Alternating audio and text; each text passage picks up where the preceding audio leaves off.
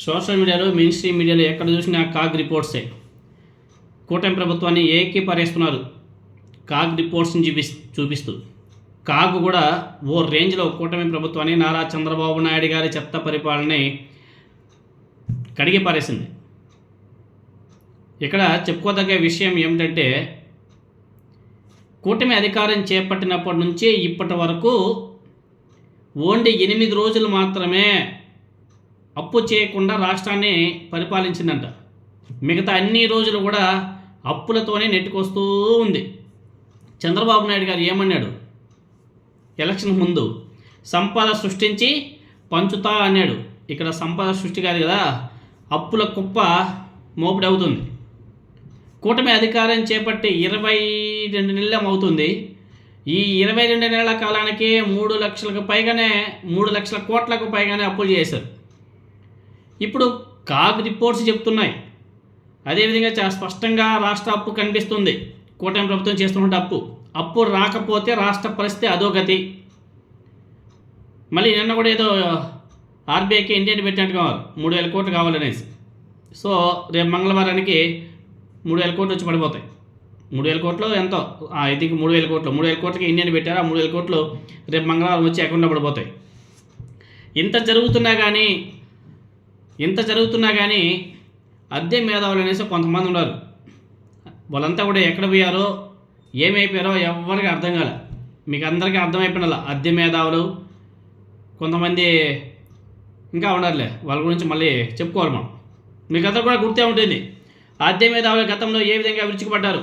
జగన్మోహన్ రెడ్డి గారు గత 5 ఏళ్లలో దాదాపు 2 ఏళ్ల పాటు కరోనా వంటి ప్రపంచ విపత్తును సైతం ఎదుర్కొని మరొక వైపు తాను ఇచ్చిన హామీలను 99% నెరవేర్చి సచివాలయాలు, రైతు భరోసా కేంద్రాలు, మెడికల్ కాలేజీలు, ఉద్దాన సమస్యకు పరిష్కారం, పేదలకు 31 లక్షల ఇళ్ళు, పోర్ట్లు, ఫిషింగ్ హార్బర్లు, ఇలా ఇవన్నీ నిర్మించి నాడు నేడుతో ప్రభుత్వ బడులను, ఆసుపత్రులను బాగు చేసి ప్రత్యక్షంగా పరోక్షంగా ప్రజలకు 5 లక్షల కోట్ల మేర ఆర్థిక లబ్ధిని చేకూర్చి 5 ఏళ్లలో 3.70 లక్షల అప్పులు మాత్రమే చేస్తే జగన్మోహన్ రెడ్డి గారు ఆ సమయంలో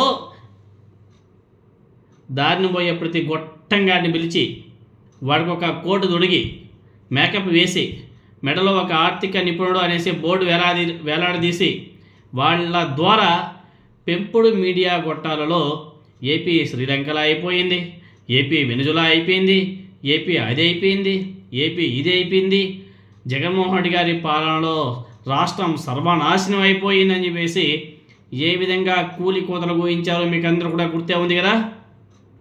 అప్పు చేసి పంచుతున్నాడు అని చెప్పేసి ఆ డబ్బులు మీకు పంచిన డబ్బులంతా కూడా మీ డబ్బులే అని చెప్పేసి మాట్లాడినటువంటి కూలి మేధావులు ఎక్కడికి పోయారు ఇప్పుడు?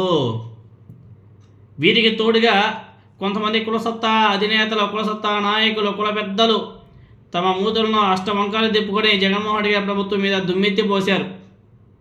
వాళ్ళంతా మీకు బాగానే గుర్తుంటుంది ఎవరెవరనేసి. ఇప్పుడు ఈ కూటమి ప్రభుత్వం 2 ఏళ్లలో ఇచ్చినటువంటి హామీలన్నీ కూడా తొంగలో దొక్కి 3.50 లక్షల కోట్ల అప్పు చేసి, ఎంత? ఈ 22 నెలల కాలంలోనే 3.5 లక్షల కోట్ల అప్పు చేసి పావలాకి పరకాకి వేల కోట్ల విలువైనటువంటి భూములను బినామీలకు దోచిపెడుతుంటే కూలి మేధావులు, స్వయం ప్రగత ఆర్థిక నిపుణులు ఎక్కడ పోయారో, ఏమి అయ్యారో ఎవరికి ఏమీ అర్థం కాదు.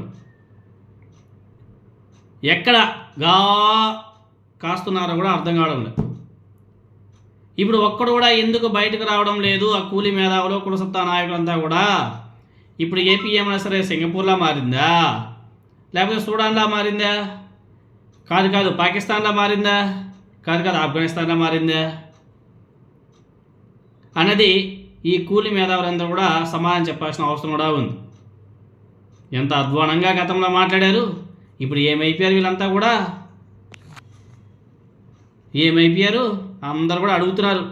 అరే ఆ సూటు బూట్ వేసుకొచ్చిన నాయకులంతా కూడా ఇప్పుడు ఏమైపోయారా నాయన అనేసి అందరూ అడుగుతున్నారు. మీకు ఎవరికైనా తెలిస్తే చెప్పండి, ఎక్కడున్నారు మహానుభావులంతా కూడా పట్టుకొని రావాలా. పట్టుకొని వచ్చి ఆ మహానుభావులకి అందరికి కూడా ఒకసారి ఆ కాగ్ రిపోర్ట్స్ని చూపించాలి.